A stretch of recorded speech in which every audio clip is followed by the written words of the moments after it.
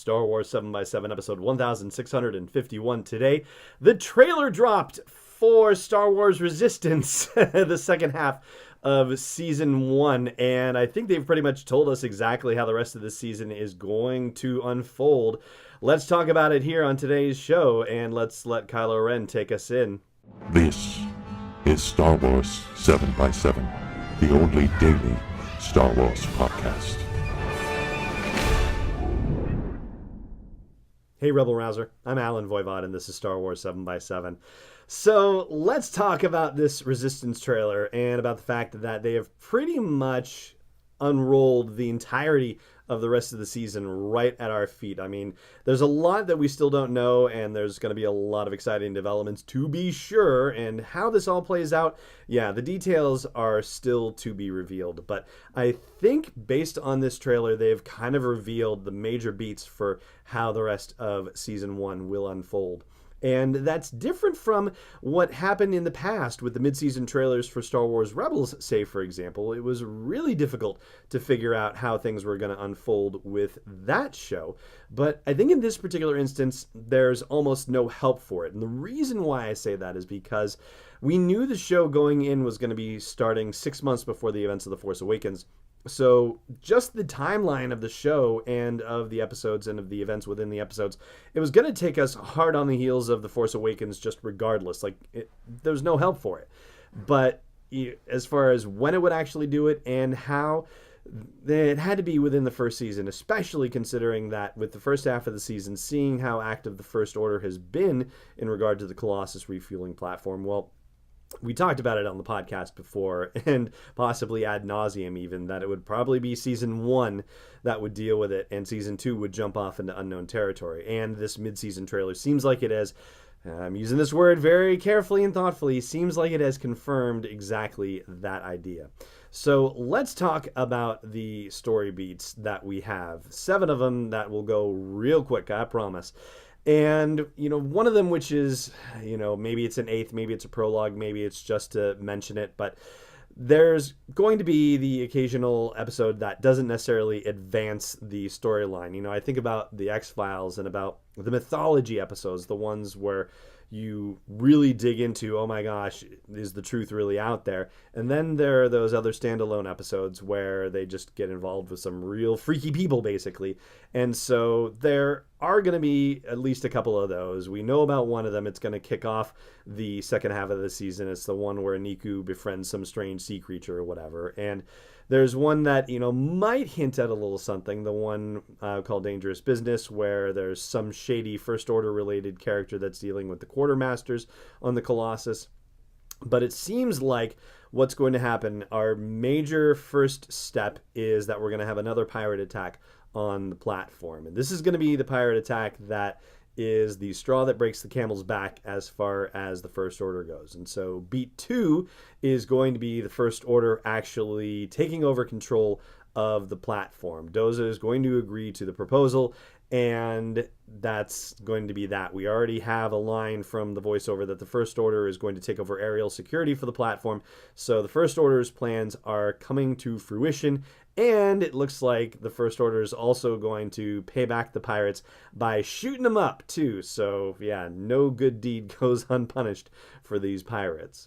And we're going to form the seeds of the resistance on the platform by having the aces get grounded. So that's your third story beat, which is that the First Order is not just taking over aerial security, but they are also grounding the aces. So there are no races, there's no entertainment, there's no flying. And so you've got the aces, who are actually people who are trained to be able to resist something like what the First Order is doing, already being disgruntled and at odds with the First Order.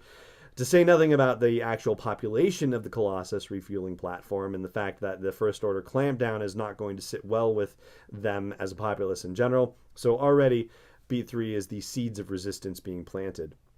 Beat 4 is going to be a sort of twin episode, if you will, to the Station Theta Black episode that came out in the first half of the season. And whatever episode that is, that's going to be the one where we saw shots of Poe Dameron and Kaz Xiono going to a system where there are a bunch of destroyed planetoids, and as Poe Dameron notes, there's no star. Very strange. And so they are going to investigate and find out what's going on there. And this is the first look that they're going to get at what Starkiller Base can do. This is basically a test bed area somewhere in the unknown regions where the First Order has given Starkiller Base a test fire, and Poe and Kaz are getting to investigate the results of that. And it's going to go about as well as the visit to Station Theta Black went, because it looks like the First Order discovers they are there as well and starts trying to shoot them up. We know they're going to get out of there, of course, because, that's how this whole show is going to work, and Poe Dameron survives. We know all that. So anyway, so that's going to happen pretty much as we expected. And so your fifth story beat is that they're going to find out just what it is that actually caused all that damage in this random system, and that's because the First Order is going to make their move during the season, and that's probably the most exciting bit in this trailer, quite honestly. The moment where it goes to black, and it's rather early on in the trailer, and then suddenly you hear General Hux's crazy speech, his screed, his diatribe against the New Republic and the resistance that we saw in The Force Awakens. And this is on a broadcast that's being sent around the galaxy, presumably, because these First Order stormtroopers on the refueling platform are watching this broadcast, and Kaz and Tora Doza, the captain's daughter, are watching these First Order officers watch it from behind a set of cargo crates. They don't know that they're being spied on, but this is your Beat 5, the fact that the First Order makes its move on the galaxy and destroys the Hosnian system during the events of Season 1, during this second half of the season. So Beat 6 is that Kaz, with Yeager's help, is going to have to formally organize a resistance on the Colossus platform and try to take it back from the First Order. And there's an interesting scene when Kaz and Yeager are talking strategy and trying to understand what the First Order is doing. This may or may not happen after the First Order destroys Hosnian Prime. But in looking at this galactic map, Kaz is, observing while Yeager talks, and Yeager says, they could be planning for war just based on what we see, the little red dots and the deployments and whatnot. But what was particularly interesting about that map was that there are certain locations that were being shown on it. And this, I think, for me, is probably one of the most, head-scratching, like, ooh, this is the thing that I really want to know more about, because of the connections that they're making. The planets that they have listed in this map, where they actually have the Arabesh on the map, they have, there are a lot of star systems that are depicted on there, but there are only a few that are named, including Jakku, including Jeddah, including Takodana, and also Yavin, and last but not least, Tuan Kati, and that one, I had to go look that one up. It turns out that is the name of the planet where Han and Chewie captured the Rathtars that they had been asked to go capture, or at least they had been tasked to go capture, before they ended up getting them, mixed up with Rey and Finn and the the Guavian Death Gang and all those other bad guys in The Force Awakens, right? So Tuan Kati, where all the Rathtars were that they captured for King Prana. So for some reason, those planets are depicted on this map and actually called out. I don't know if that's just to, make a certain segment of the fans who would actually decode the Arabesh kind of go a little nutty about it, or, if they really have some interesting plans for connecting resistance to some of these planets, and by extension, some of the events that happened in and around those planets. And last but not least, our Beat 7, it seems like the taking back of the Colossus is not necessarily going to go well, and ultimately the Colossus is going to sink. And we see that in a couple of shots, one of which we see the refueling platform partially submerged, and the shot is very quick, but if you watch it very carefully, you can see that it is actually sinking in the shot. And there is also a shot of our heroes and some First Order stormtroopers running down a hallway, and there's a giant tunnel of water filling up behind them, so that suggests flooding happening as well. And there's also a scene with a First Order command shuttle arriving someplace where, initially I looked at it and I thought, that looks like a different location from something we've seen. And then when I looked more carefully, I realized, nope, that's actually just the tower, the high tower, the tower where the Aces and Captain Doza live. Just the tower is sticking out of the oceans of Castellon, and everything else has been submerged. So, yeah, the Colossus is not going to survive the events of Season 1 of Star Wars Resistance. At least it certainly doesn't seem that way. I suppose it's possible that there is some weird hydraulic system that's lowering this thing down, and maybe there was a random breach that allowed some water to get inside. But I think the more likely scenario is that the Colossus is going to get scuttled, and there is a moment where Kaz is getting a transmission from General Leia saying that if he can leave Castellon, that he should join them. So that in itself opens up some other possibilities that I'm going to talk about in just a second. First of all, I do just want to remind you that if you're not subscribing, I hope you will. And if you're not a member of the community at patreon.com/SW7x7, I hope you will consider joining the community there and supporting the show as well. And so, the idea of Kaz joining the Resistance, getting off Castellon, well, obviously that means that we are leaving and joining Resistance efforts that go beyond The Force Awakens and potentially The Last Jedi. But one of the things that's up in the air is still, what the time jump is. I know there are outlets saying that it's going to be just a year between The Last Jedi and Episode 9.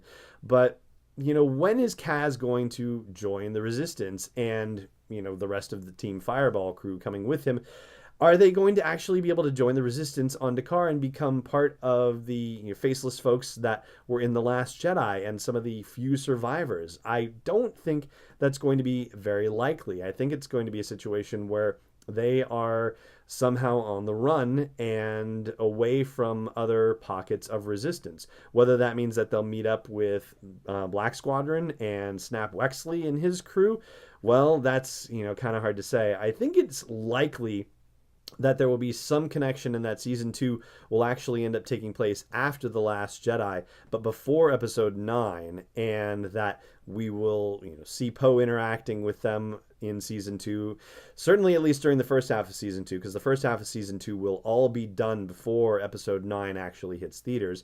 And then, who knows, as far as Season 2 goes, it could move on to post-Episode 9 territory. I find that a little hard to believe because of the development cycle of things. I feel like it's probably more likely that Season 2 will all happen in between The Last Jedi and Episode 9, and Season 3, well, that's assuming there's a Season 3. And it's also assuming how Episode 9 ends, basically. If the Resistance is successful in defeating the First Order at the end of Episode 9, then Star Wars Resistance almost has no reason to exist anymore if it's going to go beyond Episode 9. You would think that it makes more sense that Resistance would actually take place in the time period in between Episode 8 and Episode 9 and stay there, unless for some strange reason the First Order actually wins and the Resistance still exists, in which case Star Wars Resistance could continue the story after Episode 9. But I don't really think that's going to be the way it goes down. I just can't see the First Order actually winning Episode 9. It doesn't make sense to me at all. But I'd love to know what you think about that as an idea. So drop me a line wherever you happen to catch this episode or at sw7x7.com. And that is going to do it for this episode of the show. Thank you so much for joining me for it, as always. And may the Force be with you, wherever in the world you may be. This podcast is not endorsed or sponsored yet by Lucasfilm Limited, Disney, or 20th Century Fox. It is intended for entertainment and information purposes only. Star Wars, the Star Wars logo, all names and pictures of Star Wars characters, vehicles, and any other related Star Wars items are registered trademarks and/or copyrights of Lucasfilm Limited or their respective trademark and copyright holders. May the Force be with them. All original content is copyright 2019 by Star Wars 7x7. We hope you love it.